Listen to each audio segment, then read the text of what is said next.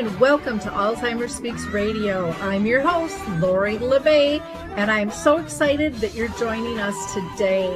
We are going to have a fascinating conversation as usual as we learn from people all around the world at all ages and stages of life. Stay tuned as we shift our dementia care from crisis to comfort.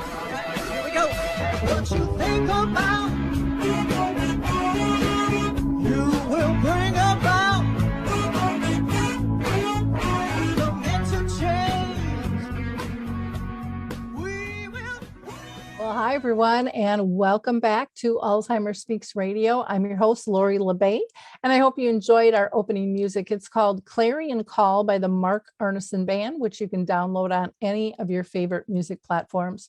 For those of you that are new to us, Alzheimer Speaks is about sound information, not just sound bites. We want to have real conversations with real people in the trenches. And boy, are we going to do that today when we talk about the film Where's Nancy? Our goal here is to raise all voices, big and small, all around the world.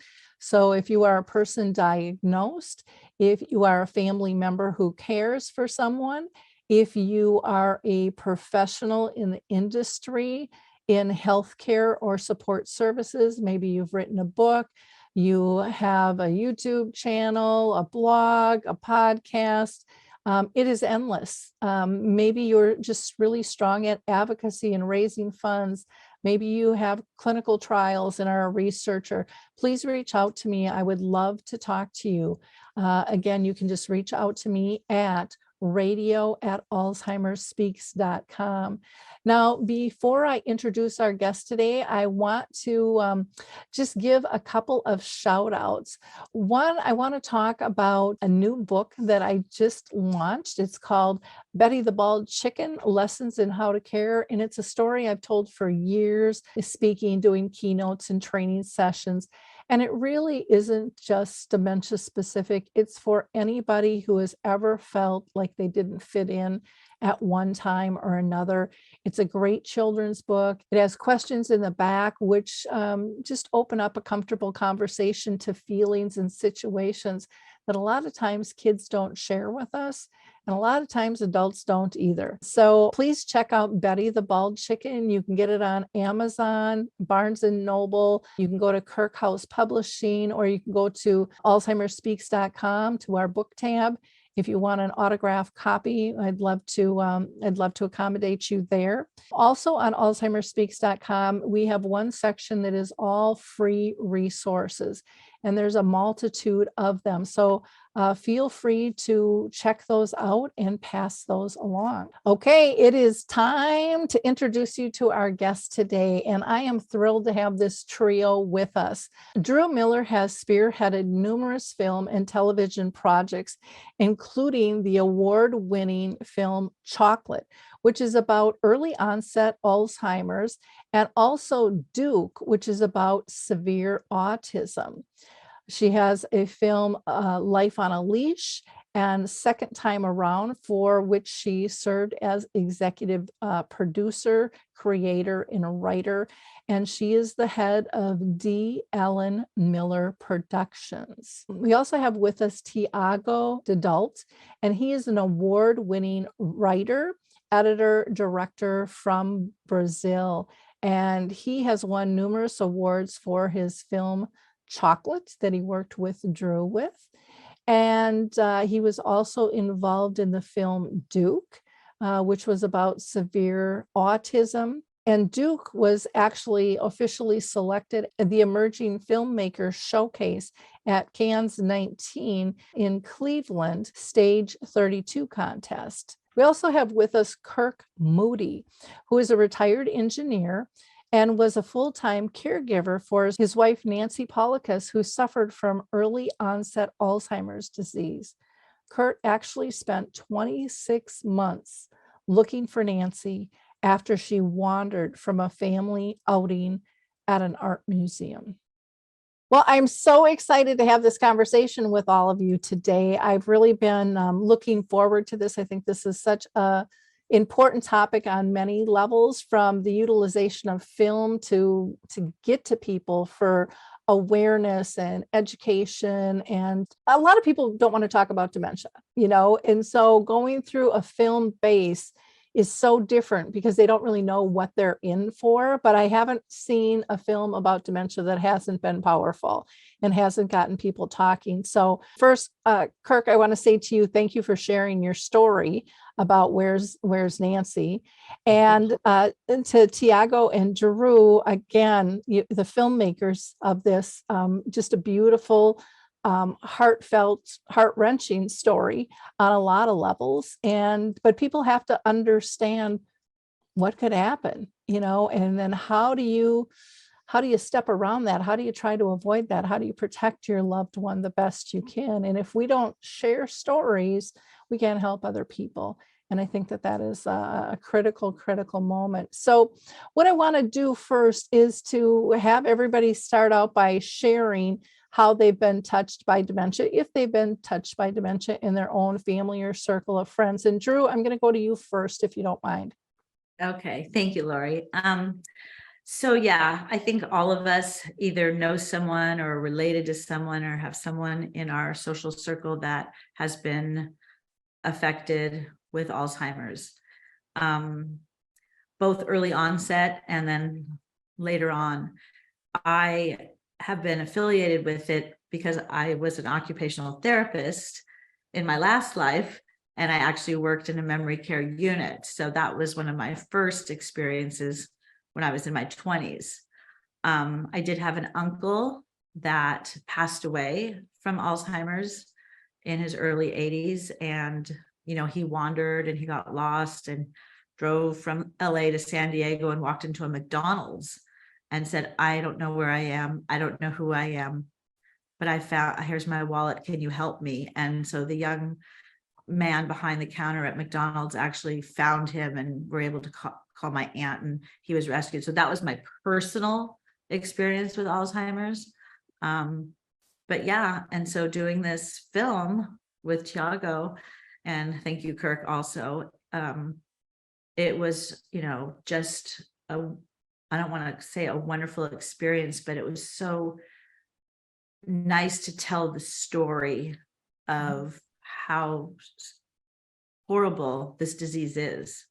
And whether you're 50 or 80, it's just a devastation to the family and to the friends. As much as there is no medication, you have solutions for something like what happened to Nancy to not happen to anybody else. So I think, thank you, Kirk, for letting us to tell this story, and so people can watch it like, oh yeah, we have to get a bracelet. We have to, make sure that person's safe. But my experience, I don't know anybody with Alzheimer, never been related to anybody. So for me, was the first experience, and I learned so much as we made it. Yeah. Yeah, it's kind of ironic, Dru, that you had that experience of someone wandering off, and you were lucky enough that they had the wherewithal to ask for help, because that, of course, does not always happen. Exactly. And stuff. And for others like you, Thiago, who have never been touched by it, I've talked with other filmmakers that say, oh my gosh, I had no idea.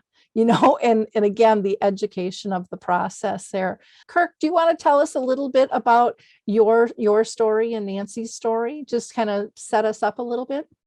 Sure. So my wife, Nancy Paulikas, had early onset Alzheimer's, and it was getting rather advanced.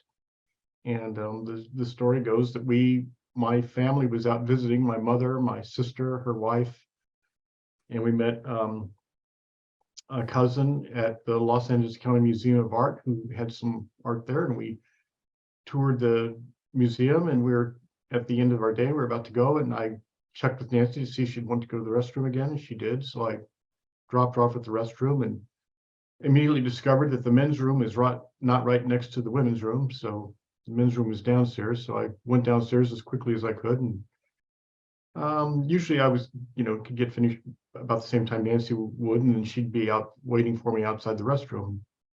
And this time she wasn't waiting, so I waited for her a little bit, and she didn't come out. And so I kind of went through a couple of the galleries just to see if she went into there, and didn't see her. And then went and got my sister and asked her to go to the restroom and look for her. And we just kind of continued to look and look and look. And after a little while, one of the security people noticed that we seemed to be looking around, not really looking at art, and asked what was going on, and they got on it right away. And everybody, all the security people were looking for her and everything, and we did that for a while. And I finally came to the conclusion, I don't think she's at the museum anymore. We would have seen her.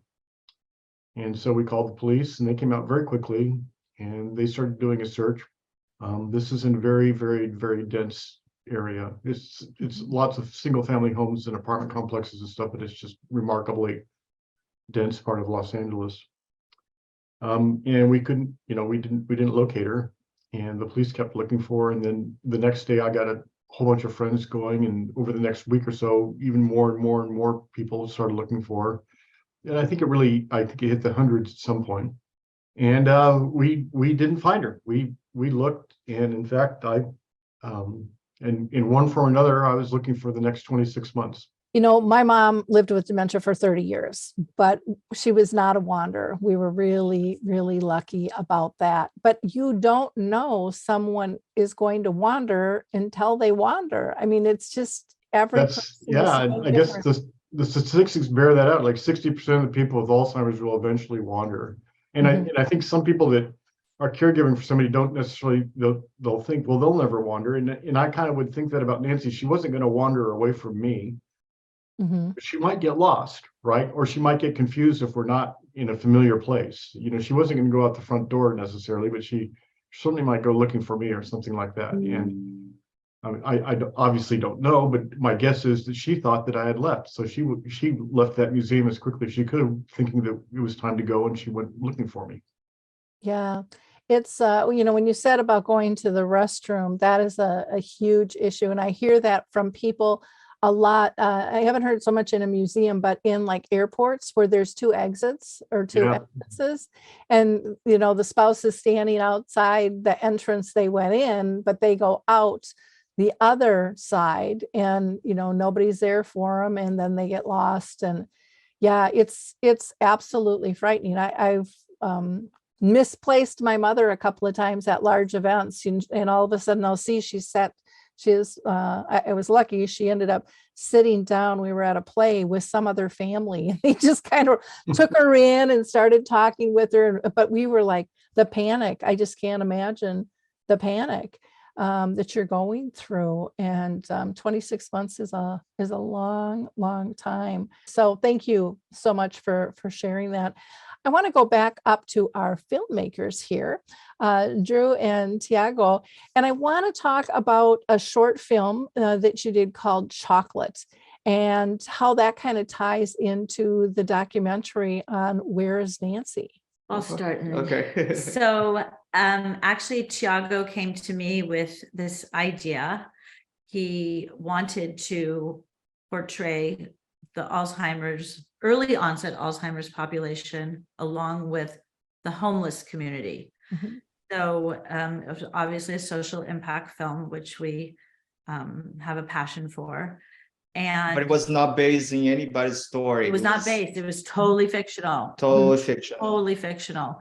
And he told me about it, and we fine-tuned it, and we filmed it. And I loved the idea of Thiago's idea of this film, Chocolate. And it just so happened that the girl that starred in it, her name is Piercy Dalton.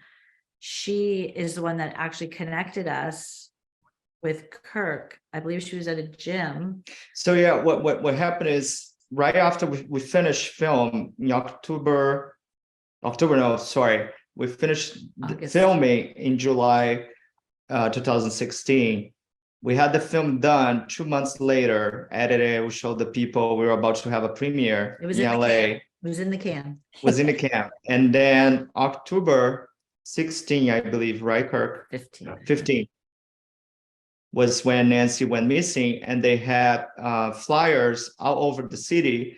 So the actress in Chocolate saw the flyer, and she texted me and say, hey, look, this is happening, just like in the movie that we just did. So she volunteered herself, and she went to a couple family gathering at the LACMA, and she asked me about what about invite the family for the premiere of the movie. And in my mind, in your mind, actually was like, well, how do you ask a family that is going through a process like this? And it was so recent. It was so recent. But anyways, she got in talk with Kirk and she invited them. And for our surprise, they all came to the screening. And Kirk spoke. And at the end of the movie, Kirk spoke, and I think he can talk more about his experience. But it was such a interesting connection, And that we- making a story that was a fiction story and so close, like we just finished and Nancy went missing. I mean, if she was in a different city, this would never happen. You know what I mean? Like we'd never know who she was. The storylines were very parallel. Yeah.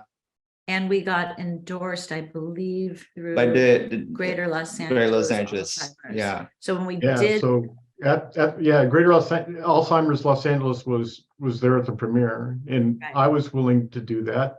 Actually, happy to do it because, very frankly, I was looking for anything that I could do to publicize Nancy still being missing, because it's hard to keep it in the news and hard to keep it in front of people's faces. So this looked like an opportunity, knowing nothing about the movie other than what the subject matter was. And I went to the premiere, and it turns out it's a phenomenal movie. It's just they did such a tremendous job. It's I recommend everybody to go see this movie, Chocolate. It's fantastic. And So- Thank So we should give a plug for that. How do they see that film? The film is available on YouTube right now for free. People can watch, but if you go in the website, DLE Miller Productions is a link right there. So it's easier for people to watch, and watch on TV, guys. Don't watch on your cell phones. yeah, Have an experience, a real experience. yeah, we'd love for you to go to our website. Anyways. Yeah. That would be great. That had to be hard to watch for you, going through that and then seeing, this experience on the big screen. How did I would have been just a ball of tears.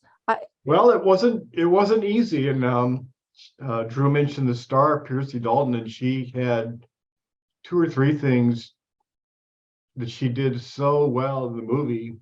It was really, really tough to watch. So there's a particular scene where she sort of has a vacant look when somebody's kind of screaming at her. She just sort of has a vacant look, like, why is this person screaming at me? And it was, it looked like, my wife, looked like Nancy. I got that look before, she went missing, of course. And I knew what that was like. And it's a horrible, for those of us that have experienced caregiving for somebody with Alzheimer's, that, and you know that the person that you once knew is no longer really there at the moment. They're somewhere else. They're not really there, and that's pretty tough to take. So yeah, it was no question. It was pretty hard to watch that movie, but it was well done. Well, and I think what drives so many of us too is just the passion to try to help others not go through what we've experienced, Yeah. and putting that first. I know that's how I got into this space. I didn't sign up and go, this is a dream of mine at all. I didn't really know anything about it. And then you kind of just get doused in it. And, for me, I just found that more needed to be done in different fashions. And so I thought I would try to make a difference. And you guys have definitely made a difference with this film. I think what we're going to do right now is watch the trailer, and then we'll come back and talk about that.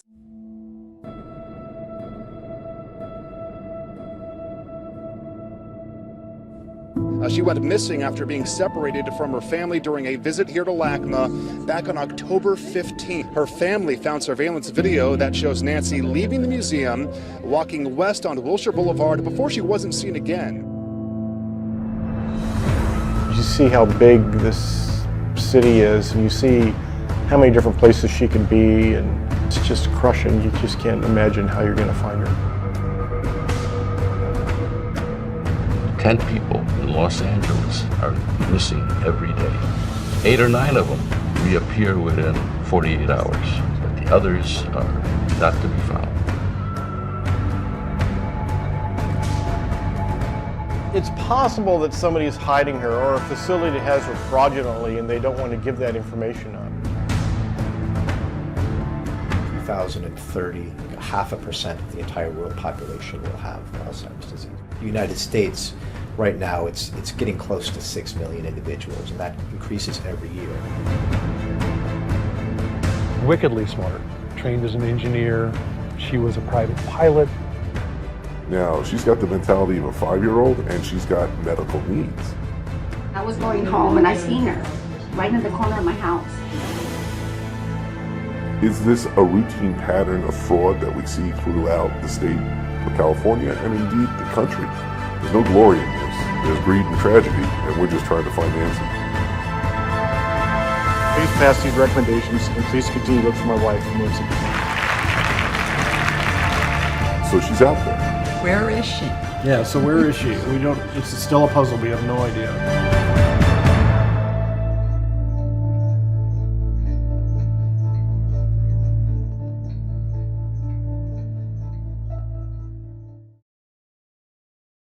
Well, this is a fantastic trailer to watch. It sure has my interest perked, even though I know a little bit about the story. You never know it all and what transpires.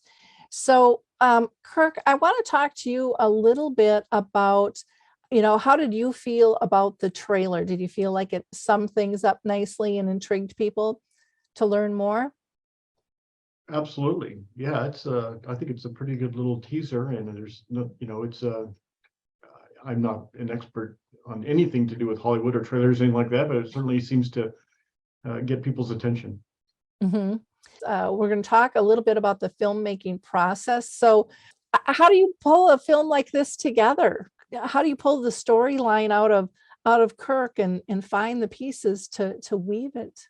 So let me start. What happened is, after we had that meeting and met Kirk and his family, every time the movie just start going to film festivals. So every time we show chocolate, we would talk about Nancy and, giving flyers and hopefully help.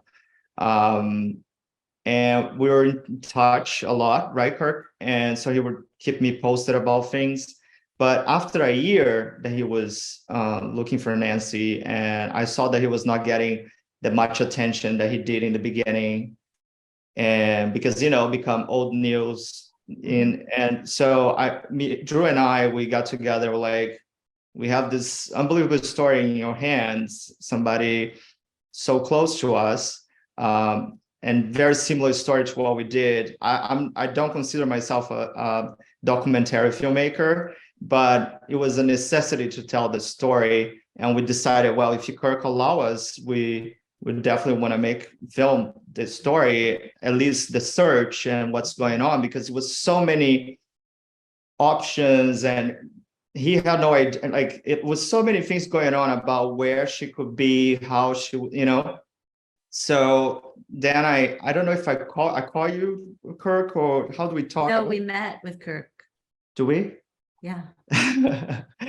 And that's how we decided. But again, we didn't know how to tell the story. That's for sure. So it was a year filming and getting interviews and getting pictures and all those moments that you can see in the movie. Yeah. And there were certain scenes where obviously we had to reenact them. Mm-hmm. Because there were certain scenes that we really wanted to display and show in the film. Yeah, we want to like when she actually went missing. Our experience of what happened, because we didn't want just the movie to be a talking. We wanted to. I believe filmmaking. It's an act of making people feel how it was, that situation, right? So I think when people put themselves in Nancy's shoes is when they can really feel what happened to somebody in that situation, and if they feel touched, maybe they help, and something changed. So that was our idea, to portray a fake Nancy in the movie, and just in the beginning. Yeah. And thank Kirk for allowing me to do that. Yeah. Well, I wasn't happy with the decision at the beginning, but it worked out okay. Right. I know. Yeah. And the police department was very congenial and very helpful. True. And everybody, because even Kirk, actually, he has been through the process for a year. So he really helped me open the doors and talk with these people and being around. And so it was a hard, great experience for us. I will mention now, I'll just give a plug. I don't know if you've heard of the sunflower lanyards, but the airports are starting to use them. Some of the museums are starting to use them. And it's just a lanyard for anyone with an invisible disability. And so they can be recognized with contact information on the back. And there's more things popping up all the time, but when you're the one going through it, it doesn't seem like there's anything out there at all. And you want it orchestrated so that people know how to find these things, or even, like you said with the film, bringing awareness that these things can happen. You don't think much about going to the bathroom. You go, you come out, everything's always been okay. I've done that a million times in my life. And then all of a sudden you're in crisis. I mean, who would have thought? We don't think about all those little angles. So, Kurt, how did your family feel about making the film? Did you get any pushback? I know sometimes families aren't always on the same page with things like that. Well, the key players were Nancy's parents, right? Mm-hmm. So I discussed it with them before we gave them the okay. Mm-hmm. And I think, Drew, I don't know, you apparently you remember this much better than I do. I my guess is I spent a couple of days thinking about it, whether or not we're going to go through with this. And I checked with George and Joan, my in-laws. And I guess I don't remember checking with my family in Colorado, but they were all open to being interviewed by Thiago and getting information. That was not a problem. So yeah, they were okay with it too. Again, I can't belabor the point enough, but the search had sort of died out, right? People's awareness that Nancy was missing had died out. We're looking for any way to get that back into the people's awareness. And at this point, after, as Thiago said, after about a year, letting other people know about this, not just Nancy, but their situation and how they could help, that'd be great. So Nancy, you were talking about the lanyard. Nancy was probably wearing a medic alert bracelet. Mm-hmm. But I don't think that anybody ran into her to notice that bracelet, right? I don't think, she didn't have an emergency situation where she went to a hospital or anything like that, where that would have been helpful. Yeah. So having the, a technology thing that you can track somebody down, I think is also very, very beneficial in some cases. Well, and it's interesting because I think sometimes people think, well, they didn't look lost, so nobody approaches, nobody steps in. Yeah, we actually got some, you can see in the movie, we have a little bit of film of Nancy walking down the street caught by, some security cameras, and she doesn't look the least bit lost. She's just moving right along. Yeah. And I mean, looking lost in Los Angeles is certainly not, you don't get a lot of pause out of people for that. I mean, I don't really want that to be funny, but it's very true. You have an awful lot of people out there and they don't all look like they're compos mentis at all times. So. Yeah. Well, I know we had a gentleman who he had given up his driving for 6 years. Just automatically told his wife he didn't want to drive anymore. He didn't think it was safe. And she didn't think anything about hiding the keys to the car because he was always fine. And she said one morning, out of the blue, he got up like at 4 and was all dressed. And she's like, where are you going? And well, he was going to go get the home health aid. And she's like, well, no, she comes to us, got him back to bed. And she was exhausted. She wasn't sleeping well because he wasn't sleeping well. And he got up again and he grabbed the keys to the car. And he was gone for hours and he looked okay. He ran out of gas and the construction workers gave him some gas, on the road, and he kept going. He ended up getting on the freeway the wrong way and the police turned him around and sent him home. And I mean, it was just one thing after another because it looks like a nice person, they don't seem to, Right. And so we have to put in different ways to be able to find people. It's kind of like with dementia, well, you look okay, Exactly. nothing's wrong. But when you have those short interactions, that's exactly what it can be like. Now, one of the things I know when we were talking offline, you had talked to me about LA Found. Can you tell our audience what that's about? Yeah, I'd love to. So while we were looking for Nancy, actually, they're pretty early on, our county supervisor found out about this and came over to my house with my in-laws here and talked to us to see if there's something she could do to help. And one of the stories that came out there is that I had been calling, virtually every county office, and I didn't even know how the county was organized, right? I still don't know how the county is organized. My God, it's a huge county, 10 million people in LA County.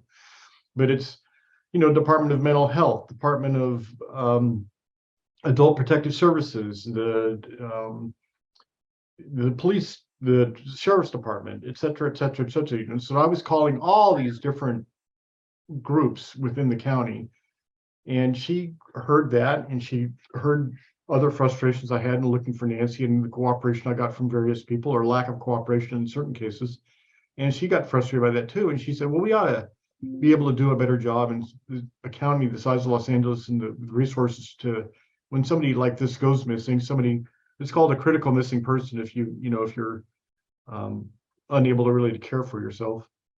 We ought to be able to handle that better. And so she put together a task force, and that included county employees, included people in the community that are associated with this, like Alzheimer's Los Angeles and Alzheimer's Association, and some autism groups. And they invited myself and my in-laws to join that and give our real world experience, which was pretty valuable, because people said, well, our process is blah, blah, blah. And I said, well, it turns out that may be your process, but that's not exactly what I encountered. That's not what I saw. They were sometimes quite surprised by that. But from that, they came up with 17 recommendations to give to the county, and that was approved by the Board of Supervisors. And they created this agency called LA Found. And the LA Found looks at all the way through preventing people from wandering, what happens if they do wander, and then how to find them if that happens. And one of the cornerstones of the program is Project Lifesaver. Lori, you mentioned offline that you are familiar with that. So I won't bore the audience, but it's basically a wristband, or you can put it in other places too, but a wristband you can wear, and if you wander, the sheriff's department can track you down pretty quickly using some tracking equipment.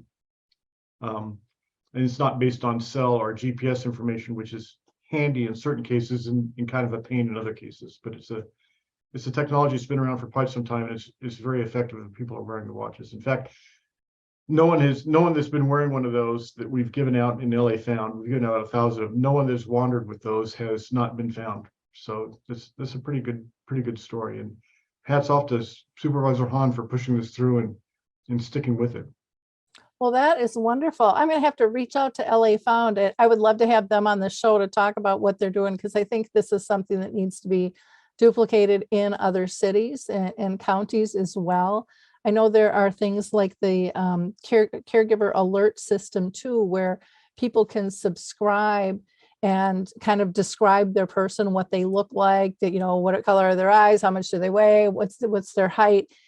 If they would happen to drive a car, they can have a picture of that in the license plate, all that stuff that you just get scattered with at the last minute, when someone's asking, you can have that set and ready to go, and they'll shoot that out to just a mob of people, so that you've got feet on the ground looking for this person as well. And it can translate languages. So it's really cool if you're traveling and things. There are cards, and I don't know if you were ever familiar with those, that say, I'm living with dementia, please be patient with me. And then I know our dementia friendly group in Roseville added contact information. Here's my care partner, here's their contact information. And also for the care partner to have that card on them saying, I'm responsible for somebody with dementia. So if I get hit by a bus, or if I have a heart attack or a stroke, call my sister to make sure that they pick up our person. And all of those little things make such a huge difference in this process, and being able to get it communicated. Now, when Nancy went missing, did they do kind of a press release and push that out for everybody then? Oh yeah. The effort looking for Nancy was huge, and we had a missing persons alert, we had a silver alert out, I got it covered by the Los Angeles Times more than once. I got covered by lots of local, our group, my team, and the police, etc. I'm sorry, that was very rude of me to say I. We were able to get it publicized pretty broadly, yeah. And there were follow-up stories as well to it when, later on when something else would happen. Well, that's wonderful. I know I had a friend who's had somebody go missing and they couldn't get a press release out. And they waited and waited and waited. Well, they're an adult, and it's just like, no, they have a disability. This needs to be handled differently. And when I found out, I'm like, I'm picking you up and we're driving up there and we're not leaving until either they do it or we're going to the press, and we'll control the scenario here, because it isn't always that way, depending on cities, because this isn't something that happens all the time. So it gets complicated, but you need to, I think, anytime you're dealing with caring for a loved one with dementia, I mean, you have to be a power advocate. And I'm glad that it went well as far as the communication process, for you, with that. But again, like you mentioned earlier, you have to kind of keep bringing it up and finding another angle to keep it in the news, because there's so much going on. Yeah, an anecdote about that, by the way, is we actually took out ads in the Los Angeles Times that one of them took up an entire page, another one took up a quarter of a page. An anecdote about that is we had a full page ad, and then we followed up by some quarter page ads in the Los Angeles Times, and we put them in the Los Angeles Times. I mean, this is a big newspaper, right? And we put them in various sections of the paper. And a few weeks after we ran those ads, George, my father-in-law, was talking to a friend of his who reads the paper every single day. And the name Paulikas is unusual, right? And George happened to mention, that Nancy was missing, and his friend said, "Really?" And George said, "Didn't you see the paper? It was in the paper." And no, I didn't see it. I mean, we had articles in the paper. We had a picture of Nancy. We had her name in the paper. It's just what people notice. So even with all this publicity and everything, she could have walked right by somebody and they never would have had a clue. It's very frustrating, but a very real thing, and a very kind of a cautionary tale that you think people know about it and they simply don't. My mother saw the ads. Yeah, she would always call me and tell me. Well, and people, they say they read the paper, but most people don't read it front to back. Same with the news. They pop on for certain sections that they want to hear. And, there's things. Absolutely. And I'm an expert at ignoring ads completely. It looks like an ad. It doesn't get my attention at all. Thank you for sharing that, because I think that's important for people to know as well. And just, the cost of placing those types of things too. Not every family has the money to do that. If you're charged, I would imagine, after the first story, you probably are, but I could be wrong. I think every paper and media outlet's going to be a little bit different on that, too. Yeah. So the LA Times gave us a little break on the first few ads and then charged us, and you bring up a good point. I'm very fortunate to have the resources, both in time and financially, to do this search for as long as I did. So. You had a reward also, didn't you, Kirk? If I remember. Oh yeah, we kept on upping. The police kept on trying to keep us to keep the award down, because they thought the bigger the award, the more crazies coming out of the woodwork and stuff. And we kept upping it, at one point we're upping it just, again, we can get back in the press. Family increases reward, right? And I think only really like one or two people called because of the reward. Well, I'm going to go look for it because of the reward. And I was like, great. You go for it, right? But I do think that's probably not all that useful, but I don't have any idea. Yeah, interesting. I want to go back to the trailer, and I want to ask about challenges, with making the movie, and if there was a favorite part for you. And Dru, if you want to go first. Well, I mean, whenever you're making a film, you're always going to have challenges. Like one in particular, when we were trying to recreate a scene when Nancy walked out of the museum, we were, going on different location researches and trying to figure out where we could do it. And people were charging an arm and a leg, and our budget was not huge. And so finally I said to Thiago, why don't we ask Greater Los Angeles Alzheimer's? And he was like, light bulb went off. That's a great idea. Right. And they help us. Yeah. Yeah.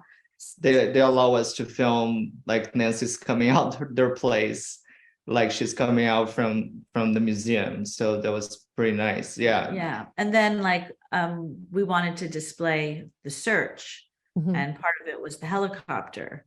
And so we found one helicopter that was actually like a canned red. Yeah. And it didn't work. But then we finally find a good footage from the LAPD doing search. But everything is very expensive, but they will charge you just to use that, you know, 3 to 5 seconds of footage. They wanted to use some news footage, right? This is public public domain. You can go on the web and get this stuff, right? You can go look it up right now. But if you call CBS, they won't return your phone call. And when they finally did say, oh yeah, you know, for $50,000, you can run that 5-second thing we did about Nancy. You're like, $50,000? That's the whole budget. I'm speaking for you. Sorry. No, yeah, but thank you to you, Kirk, and your connections. We were able to get some of the footage and pictures because of you. But for me personally, the experience of being around the family, Kirk, and meeting everybody, it was amazing experience for me doing that. It was hard moments when I was following them and knocking on doors or going to hospitals and looking for Nancy. That was really hard. But they're very good keeping me reminding me what this was about. It was about helping people and hopefully find Nancy, right? That was the idea. We hopefully will have find Nancy by the end of the film. That was what we expected. But then everything changed. So people have to watch to see what happened. Yes. And there's a lot of bureaucracy in LA. I know Kirk experienced it firsthand with different departments that we did show in the film about, so I'll let people watch it to see, but you know, the Forest Service and the fire department, and left hand doesn't always know what the right hand is doing and things like that. Not in a negative way, but in an unfortunate way. In a realistic, this is our life. And this is when you have these big bureaucratic systems and they are subdivided. There isn't always that overlap. And, you know, when you're at the core of it, you really need that support to come in from all directions working together. Right. It's nobody's job to find a missing person. I mean, the police will help you with that, but that's not really their main focus. They do have missing persons department and they keep their eyes open, but they're not, it's really kind of nobody's job. It's not the hospital's job to identify people and things like that. It's just not their job, and they're not equipped for it really. Kirk, for you in the film, was there anything that was kind of your favorite in terms of this piece? Something that just makes you smile? I know that's a unique question, Lori. So, I know, but I also think of the film as a legacy piece in some fashions too, but maybe you don't see it in that fashion. I thought you were going to ask what was hard about the film, and I was going to joke about making coffee.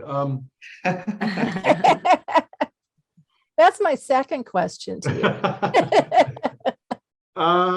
My favorite part. Let's see. In the finished product of the film, without giving away anything, I'm so impressed at how Thiago tied in different experts in different areas that we had to go explore. So they mentioned homelessness in the chocolate film. Well, one of the possibilities early on in the search was that she ended up in a homeless situation, homeless area, homeless, being taken care of by homeless services or something. So, and that's a pretty tough one to go. And then Thiago was able to integrate in some Alzheimer's experts to talk about that and everything. And so the overall he really gave a complete soup to nuts picture of this thing, which I thought it was brilliant the way he did that. So in the overall product, I think that's the key thing. Wonderful. And for challenging piece for you? Patience. You know, I'm not an actor, and it's quite obvious in the film, by the way. But Thiago had in mind, for example, this you know, something me walking away from the museum, and he had something in his mind, and I don't know how many times we filmed that, but it seemed like 100 times until he says, "Oh, that's perfect. Do it again." You know, like, well, it wasn't perfect. I had to do it again.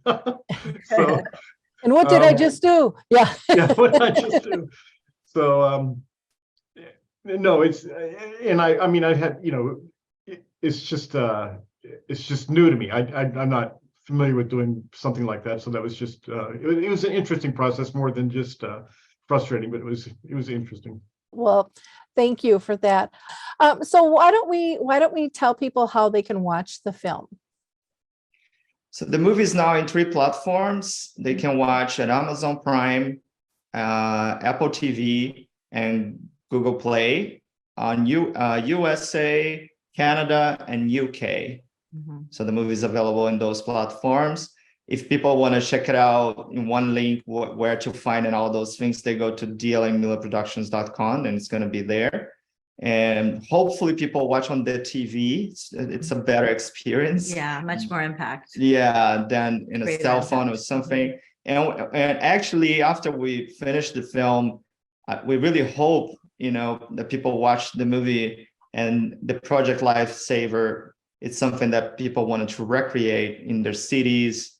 And hopefully this situation will help other people to be found and not go through the same process that Kirk had to do. Okay. Kirk, people can also reach you on Facebook and Instagram. Yeah, there's a Facebook page called Nancy is Missing, in fact. I kept that up there because people continue to look at it, and when there's somebody goes missing, I will post that information up there on that. So Nancy is Missing his page, and then Kirk Moody is, I do have a Facebook account, sure. Okay. And then the film itself has a Facebook page, Where's Nancy, and same on Instagram, Where is, and then it looks like _Nancy for that. We might as well go ahead and mention your contact information for the production company as well. Again, that's dellenmillerproduction.com, dellenmillerproduction.com. And then Facebook is D. Ellen Miller Productions. And then on Instagram, you have 2, one for Dru 2110, and then one for you, Thiago, and I'll go ahead and spell that out, THIAGO, and last name is DADALT. And then you also have a D. Ellen Miller Productions on Instagram. So you guys are really active over there on Instagram. Oh, we're trying. We're trying, It's a lot of things. So yeah, it is. There's so many different social medias popping up. It's hard to keep up with them all. that's why, like, if people want to know about the movie in particular, it's good to go to the website, and all the information is going to be there. So dellenmillerproductions.com. Yeah. Okay. I wanted to add, Lori, I think Thiago will agree, and I'm sure Kirk as well, as there was also a great deal of knowledge to be learned when we made this film. Like, one thing in particular for me, and it's in the film, is that there are scams in sometimes these group homes or nursing facilities. And it's not that people are getting terrible care, because that's not the point at all. They're not getting terrible care, but these Jane Does or John Does that show up with no identity, and they're I don't know, making an identity for them. And I don't know how they do it, but then they get money from the government. And Kirk, you might be able to shed some more light on this, because you were right there in the facilities, as were Nancy's parents. But when I saw that part and read that part, I was just like, wow, now that is creative, you know, and so sad. Yeah, well, there's actually an office for Medi-Cal fraud, and one of the fraud schemes is that they'll go offer somebody on the street a cup of coffee and a bed for the night, and then they'll go in and they will claim that they did a bunch of medical tests, and they'll get a doctor to sign that they need to stay in that home. So then they'll get Medi-Cal reimbursement for that. And in the Jane Doe or John Doe instance, there's a couple of different scenarios that are a little bit frightening. So if you could potentially be unidentified in the hospital or be misidentified in the hospital, slightly more common. And then that's just your new identity, and they pass you off onto like a care facility or a nursing home. And that's how you are represented in that facility. And then the Medi-Cal fraud may uncover some of these things because the numbers don't line up in terms of Social Security and things like that. So sometimes it's exposed, and sometimes it's an innocent mistake, but sometimes it is. It's just fraud. They're trying to get more money out of Medi-Cal. And there's been some lawsuits about that and things like that. I guess I'm not really an expert on that. There's Thiago and I met a woman who's making a documentary about that. So that's a frightening aspect of this whole thing as well. Yeah, we don't have a shortage of scammers out in the world. That's for sure. Yeah, that's for sure. Boy, they do get creative. Let's talk about what's next for your production company. Do you have anything up that you want to share with us? Yes, in fact, it's on our website. We just completed a documentary, and It's called Beyond, and it's about a single mother of two nonverbal autistic young adults. Yeah, and boys. It's a very powerful film as well. That movie came up during the pandemic. We met this amazing woman called Tamara Mark, and because nobody could do much during the pandemic, right? We decided to spend the entire year filming whatever was happening in their house. It's just so many situations there. And the irony of it also is that we did do a short film called Duke, which is based on a true story. And that's kind of how indirectly we got connected to Tamara Mark and her story. So it's very it goes fluid that way. Yeah. And interesting, I met actually the person who introduced me to Tamara. I met because of Kirk. Her name is Azira. And when I met her, first thing she told me that she watched my short film about autism, and she was like, oh, I have someone that you should meet. And that's how the movie came about. So it's called Beyond. People can watch the trailer and the website. We are now at film festivals, and hopefully it's going to be available soon for people to watch. Yep. Wonderful. Well, it is a small world, and how those connections happen is just amazing. But especially when you're looking at, these films that are such a social impact, those are close-knit communities, and things spread, and people want to get involved, and they want to help the situation out. So kudos to you guys in the work that you're doing. Thank you for having us. Well, thank you for being part of the show. In wrapping up, I want to thank you all for sharing your story and the work that you do. I am hoping that our audience will like, click, and share. Be a giver of hope. There's always somebody out there that needs this information. And to be honest, most of them don't tell us what they're going through. A lot of people keep this to themselves. So the more information that we can put out there in a normal, friendly fashion, the easier it's going to be for someone to reach out and grab that help and get the information they need. So, it only takes a few seconds to like, click, and share. And, maybe you'll be our next guest. Maybe this story is going to hit home for you, and you're going to find that you've got a story to share as well. So if so, please reach out to me at radio@alzheimersspeaks.com. And again, in the meantime, keep your eyes peeled. There's always somebody out there that needs help, and they might not always look like they need help. So thank you very much for staying with us. And again, really encourage you to watch the film Where is Nancy, along with Chocolate, and now your new one coming up, Beyond. So Thank you. thanks, everyone. Bye-bye. Thank you all. Thank you. Thank you, Okay. Kirk. Thank you, Kirk. Thank you, Lori.